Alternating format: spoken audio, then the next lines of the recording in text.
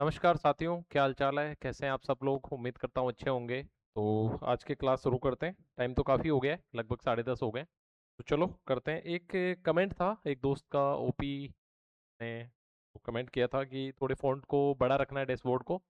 तो आज हमने कोशिश करी है। आप देखना एक बार ये कैसा सूट करता है। तो चलिए आज की इंपॉर्टेंट हमारी जो डिस्कशन है उसको ओपन कर लेते हैं। सबसे पहली जो न्यूज़ है वो एशियन बॉक्सिंग को लेके है, और एशियन बॉक्सिंग में काफ़ी अच्छा प्रदर्शन किया है भारतीय टीम ने, स्पेशली जो वुमेन टीम है उसने अच्छा प्रदर्शन किया है। और हमारी 10 जो मेडल है वो वुमेन्स ने जीते हैं, और जितने प्लेयर्स ने भाग लिया है सब ने जो है मेडल जीता है, यानी कि 100% जो स्ट्राइक रेट है वो हासिल करी है। और नया जो इतिहास है एशियन चैंपियनशिप में जो मेडल जीतने का वो भारतीय टीम ने हासिल किया है, यानी कि ये नया रिकॉर्ड बना दिया है। चलिए तो डिटेल में पढ़ लेते हैं कितने मेडल मिले हैं टोटल और किस तरह से टीम का प्रदर्शन रहा है। राइट। तो चलिए, हाँ, तो टोटल महिला टीम ने कितने मेडल जीते हैं? 10। और 2 जो है सिल्वर है इसमें, 4 गोल्ड है और 4 ब्रॉन्ज है। ठीक है, 4-4 यानी टोटल 10 मेडल जो है महिला टीम ने जीते हैं। और कमाल की बात यह है कि जितनी महिला प्लेयर्स ने इसमें पार्टिसिपेट किया उस सब ने मेडल जीते हैं। ठीक है, चलिए आगे चलते हैं। आगे जो है वो मीनाक्षी, प्रीति, प्रिया और अरुंधति, इन चारों ने जो है काफी अच्छा प्रदर्शन किया है। स्पेशली हमारे लिए याद रखने वाली इसमें 2 न्यूज है। सबसे पहले प्रीति ने जो प्रदर्शन किया है इसके बारे में आगे हम बात करेंगे कि इसने वर्ल्ड चैंपियन को हराया है, और बहुत बड़े अंतर से हराया है, यानी कि पहले जो वर्ल्ड चैंपियन थी उसको हराया है। और अरुंधति जो है वो राजस्थान के कोटा जिले की रहने वाली है। तो ये दोनों जो है हमारे लिए एग्जाम के परस्पेक्टिव से ज्यादा इंपॉर्टेंट है। राइट। तो इसमें आगे देख लेते हैं। प्रीति जो थी वो 54 kg में थी, और अरुंधति जो है 70 kg में, और इन्होंने 4-1 से जो है जीत हासिल करी है। थोड़ा डिटेल में इसको अपन पढ़ लेते हैं। सबसे पहली जो बात है प्रीति के बारे में कि बड़ा उलटफेर इन्होंने किया है। देखिए किस तरह से। 54 kg जो इनकी कैटेगरी थी, और 3 बार की जो वर्ल्ड चैंपियन थी और ओलंपिक मेडलिस्ट थी, ताइवान की हुआंग याओ वैन, इसको हरा के एक ऐतिहासिक जीत दर्ज की है। हमारे लिए क्या क्या याद रखना है? देखिए सबसे पहले तो हमें प्रीति का नाम याद रखना है, क्योंकि ये अचीवमेंट उनका है। वेट कैटेगरी उनकी जो है 54 kg है, और हराया किसको है? 3 बार की वर्ल्ड चैंपियन, ओलंपिक में मेडल लाने वाली जो खिलाड़ी है, नाम याद रखेंगे ताइवान की हुआंग याओ वैन। ठीक है, एग्जाम में ये भी पूछा जाता है कि अगर मान लो प्रीति पे सवाल आता है तो प्रीति ने किसको हराया, तो ये नाम आप याद रखेंगे, जो कि ताइवान की खिलाड़ी है। और इन्होंने जो है अपनी वेट कैटेगरी जो 54 kg है उसमें ये जो उपलब्धि है ये हासिल करी है। चलिए इसके बाद आगे चलते हैं।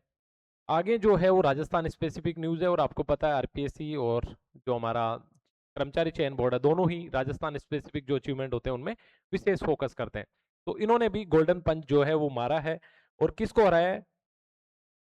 इन्होंने हराया है अपना चौधरी ने मंगोलिया के उलान बटोर में स्वर्ण पदक जीतकर। ये टूर्नामेंट जहां हो रहा था वो इवेंट की जगह का नाम है मंगोलिया का उलान बटोर शहर। ये भी एग्जाम में पूछा जा सकता है। ठीक है, तो कोटा की अरुंधति का नाम आप याद रखेंगे। चलिए आगे देखिए, थोड़ा और अरुंधति के बारे में अपन एडिशनल जानकारी ले लेते हैं।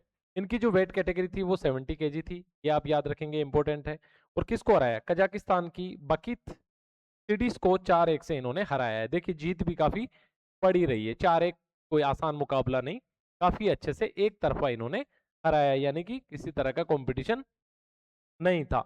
और राजस्थान की पहली बॉक्सर है जिसने वर्ल्ड चैंपियन और एशियन चैंपियन दोनों में गोल्ड जीता, यानी कि ये डबल अपॉर्चुनिटी है इनके लिए, और इनका जो अचीवमेंट है वो भी डबल है। कैसे कि इन्होंने वर्ल्ड चैंपियनशिप में भी गोल्ड जीता और एशियन में भी गोल्ड जीता, और इस तरह की जो है राजस्थान की पहली प्लेयर है। तो ये आप याद रखेंगे। ये वर्ल्ड चैंपियनशिप में नोएडा में जो आयोजन था वहां पे वर्ल्ड बॉक्सिंग में इन्होंने सर्विसेज की तरफ से खेलते हुए गोल्ड जीता है। देखिए सर्विसेज क्या होता है?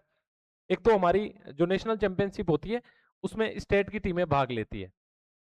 स्टेट की टीम के साथ में एक टीम जो हमारी होती है सेना की तरफ से, या सर्विसेज जो होती है, अलग अलग सिविल सर्विस और स्टेट सर्विस, इनके जो प्लेयर होते हैं इनकी एक अलग से टीम होती है।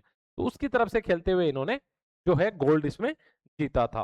तो अरुंधति जो है कोटा की रहने वाली है, इनका नाम आप याद रखेंगे, बहुत इंपॉर्टेंट है एग्जाम के हिसाब से, सीधा सवाल पूछा जा सकता है। ठीक है, आगे एक नई रिपोर्ट है नीति आयोग की, काफी रिपोर्ट्स के बारे में हमने पहले भी बात करी है। ये जो नई रिपोर्ट आई है वो ये है from borrowers to builders report. Basically इसका जो उद्देश्य है वो ये है कि जो जितने भी लोन का डिस्ट्रीब्यूशन हो रहा है उसमें से महिलाओं को कितने प्रतिशत लोन मिल रहा है, ये बेसिकली ये रिपोर्ट बताती है। और काफी अच्छी प्रोग्रेस जो है इंडिया की वुमेन्स को लोन देने के मामले में इंस्टीट्यूशन ने करी है। यानी अब जो टोटल हिस्सेदारी है वो 26% हो चुकी है, यानी कि टोटल जितना लोन मिलता है उसका 26% किसको मिलता है, महिलाओं को मिलता है। और 2017 से 25 के बीच, यानी 2017 से लेकर 2025 के बीच ये जो वृद्धि है ये हुई है 4.8%, जो कि एक बड़ी वृद्धि को दर्शाता है, राइट। ये जो राशि है ये याद रखने की जरूरत नहीं है, बट ये आप एज ए एग्जाम्पल यूज कर सकते हो अगर अपने मेंस की आंसर राइटिंग है। और अगर कोई छोटे एग्जाम में है तो सीधा ये भी पूछा जा सकता है कि फ्रॉम बोरोवर्स टू बिल्डर्स, ये जो रिपोर्ट है ये कौन जारी करता, तो आपको याद रखना नीति आयोग। आपको पता पहले योजना आयोग हुआ करता था, 2015 में इसका नाम बदल के क्या कर दिया गया था, नीति आयोग कर दिया गया था। अगली न्यूज है वो भी बहुत इंपॉर्टेंट है। देखिए इस्पात जो है एक इंपॉर्टेंट इंडस्ट्री है। इस्पात जो है कच्चे माल के रूप में काफी सारे उद्योगों का एक बेस होता है। और इस्पात का उत्पादन जो है किसी भी देश की आर्थिक प्रगति में उसकी जो आधारभूत संरचना की जो मजबूती है उसमें एक महत्वपूर्ण कारक होता है। और भारत इस्पात उत्पादन के मामले में दुनिया में दूसरी पोजीशन पे आ गया और ये बहुत बड़ी अचीवमेंट है, ठीक है, स्टील का। और शुद्ध निर्यातक भी बन गया। देखिए शुद्ध निर्यातक कब बनता है, फॉर एग्जाम्पल मैं आपको एक उदाहरण से समझाता हूं, क्योंकि ये चीज आप ना बहुत जगह पढ़ोगे, शुद्ध निर्यातक या शुद्ध आयातक। शुद्ध निर्यातक का मतलब हो गया कि मान लो हमने 100 kg जो है वो स्टील का उत्पादन किया, ठीक है।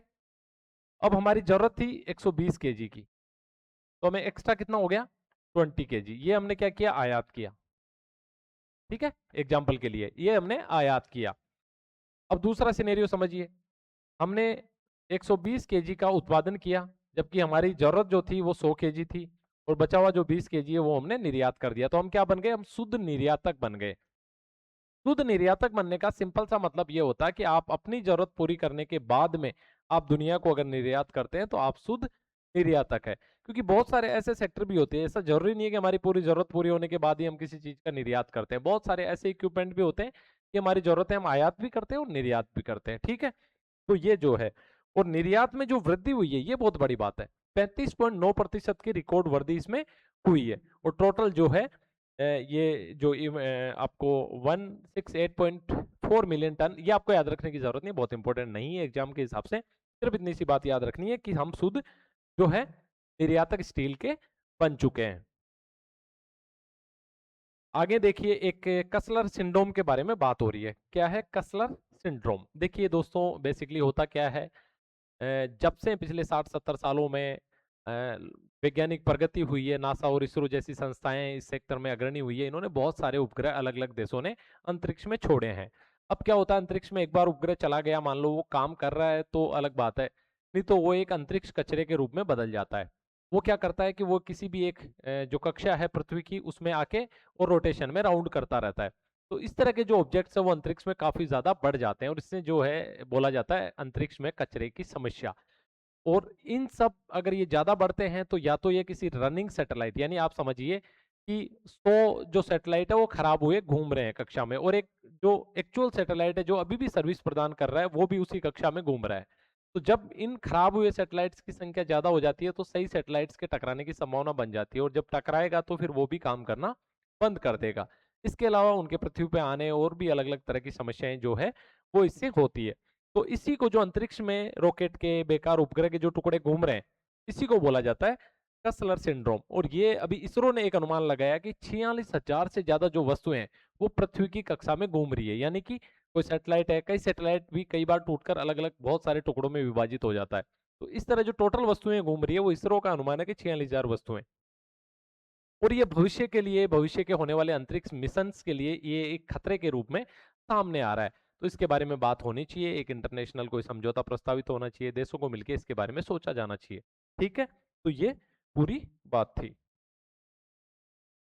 चलिए दोस्तों, इसके बाद देखिए हमने कल कलपक्कम जो कर्नाटका का जो हमारा परमाणु संयंत्र है उसके बारे में बात करी थी कि हमने जो स्टेज 2 का जो रिएक्टर है उसमें एक बड़ी उपलब्धि हमारे वैज्ञानिकों ने हासिल करी है। देखिए बेसिकली मैं आपको थोड़ा सा आराम से इस इश्यू के बारे में समझाता हूँ। देखिए बेसिकली दोस्तों क्या है, हमारी जो ऊर्जा की ज़रूरत है यानी हमारी जो बिजली की रिक्वायरमेंट है वो पूरी होती है कहाँ से? बेसिकली अगर 20 साल 30 साल पहले जाएँगे तो बहुत सारा 99% हम कोयले पे निर्भर थे, यानी कि कोयले को जला के उससे बिजली पैदा करते थे। फिर साथ में हाइड्रो वगैरह आने लगा, यानी कि पानी के बड़े बाँध बना के उससे बिजली पैदा करते थे। ठीक है, अभी भी हम कर रहे हैं और हमारी काफ़ी बड़ी डिपेंडेंसी जो है वो अभी भी कोयला और पानी जो बाँध है उन पे ही है। उसके बाद नवीकरणीय ऊर्जा का कॉन्सेप्ट आता है। नवीकरणीय ऊर्जा में भी हमने अच्छी प्रगति करी है और वर्ल्ड वाइड पूरी दुनिया इस पे काम कर रही है। साथ में जो सबसे एक ऊर्जा का एक बेहतरीन स्रोत साबित हो सकता है वो है परमाणु ऊर्जा। और इसका जो कार्यक्रम था वो 1950 में हमारे डॉक्टर होमी जहांगीर भाभा ने 3 चरणीय एक परमाणु कार्यक्रम तैयार कर दिया था। लेकिन ये चरण काफी क्रिटिकल है और इसमें जो सबसे इंपॉर्टेंट जो सेगमेंट काम में आता है उसको बोला जाता है यूरेनियम। ठीक है, वो है यूरेनियम। और आपको पता है यूरेनियम जो है बहुत ज्यादा इंपॉर्टेंट एलिमेंट है। क्या है? यूरेनियम। अब यूरेनियम के साथ समस्या क्या थी? यूरेनियम के साथ समस्या ये थी कि इंडिया में इसकी उपलब्धता लगभग नहीं के बराबर है, यानी बहुत कम है और हमें अपनी जरूरत के यूरेनियम के लिए दूसरे देशों पर निर्भर रहना पड़ता है। ठीक है, 1970-71 तक तो ठीक था जब हमने पहला परमाणु परीक्षण किया और हम एनपीटी के सदस्य नहीं थे, तो अमेरिका और बाकी देशों ने हम पे प्रतिबंध लगा दिया और लगभग 34 सालों तक हमें यूरेनियम के लिए परेशान होना पड़ा, यानी यूरेनियम हमें मिला नहीं। फिर आपको पता 2005 में यूरेनियम डील जो अमेरिका के साथ हुई, तो यूपीए गवर्नमेंट की बहुत बड़ी उपलब्धि माना भी जाता है और वाकई में उपलब्धि थी भी। उसके बाद यूरेनियम जो है समझौता हुआ, लेकिन फिर भी हमारी निर्भरता क्या थी कि हमें यूरेनियम आयात करना पड़ रहा था। अब इन्होंने वैज्ञानिकों ने जो बड़ा काम किया है वो ये किया है कि यूरेनियम से थोरियम को यूरेनियम में बदलने का एक बहुत बड़ा अचीवमेंट इन्होंने हासिल किया है। अब आप समझिए थोरियम यहाँ पे इंपॉर्टेंट क्यों हो जाता है। यूरेनियम की उपयोगिता आपने समझ ली, अब समझिए थोरियम। ये भी एक इंपॉर्टेंट एलिमेंट है जो कि परमाणु ऊर्जा के सेक्टर में काफी हेल्पफुल हो सकता है, लेकिन ये डायरेक्ट यूज नहीं होता। इसको यूरेनियम में बदलने के बाद फिर इसका यूज है और इसका जो लगभग 1/4 दुनिया का जो भंडारण है वो भारत में है, यानी कि दुनिया का 25% यूरेनियम किसके पास है? भारत के पास है। और अभी ये टेक्नोलॉजी जो है इसका ही परीक्षण जो है भारतीय वैज्ञानिकों ने किया और ये स्टेज हासिल कर ली कि हम थोरियम को यूरेनियम में बदल सकते हैं। अब आप सोच के देखिए, जिस देश के पास दुनिया का 25% थोरियम है और उस देश ने थोरियम को यूरेनियम में बदलने की तकनीक हासिल कर ली, तो आने वाले समय में बिजली के लिए, ऊर्जा के लिए हम कई वर्षों तक, कई हजार सालों तक आत्मनिर्भर बन सकते हैं। इसलिए इसके बारे में बहुत बात हो रही है। तो रफली आपको एक आइडिया लग गया होगा। थोड़ा सा आर्टिकल को देख लेते हैं। प्रोटोटाइप फास्ट ब्रीडर रिएक्टर के बारे में हमने पिछले आर्टिकल्स में बात करी थी, पिछले डिस्कशंस में बात करी थी। ये जो है स्टेज 2 का जो है क्रिटिकलिटी जो स्टेज है वो हासिल कर लिया हमारे वैज्ञानिकों ने। तो ये तो मेन न्यूज थी।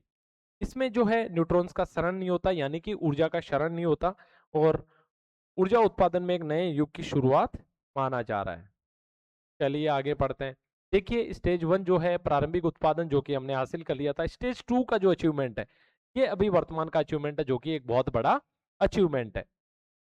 स्टेज 3 जो है वो भविष्य की ऊर्जा, जिसके बारे में हम बात कर रहे हैं कि अगर स्टेज 2 हमारा कामयाब हो गया तो स्टेज 3 के लिए हम आराम से इसको हासिल कर लेंगे और इससे क्या है, हमारी जो ऊर्जा की सुरक्षा है वो काफी बढ़ जाएगी।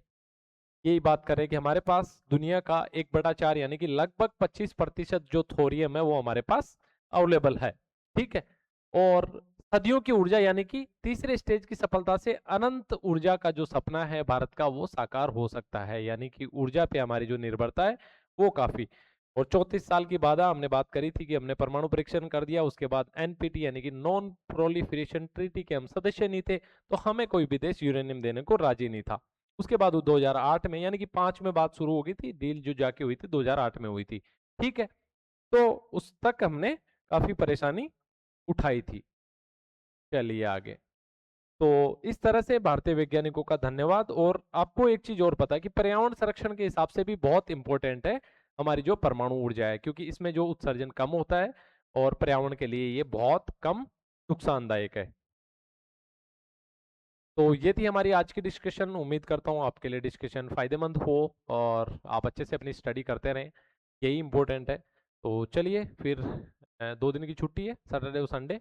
आज थोड़ा हेक्टिक हो गया था शेड्यूल, लग रहा था कि अपना जो कमिटमेंट है वो ब्रेक हो जाएगा, बट फाइनली थोड़ा फील्ड में थे, पहुँचे टाइम से एंड ये हो गया। Thank you so much. जय हिंद।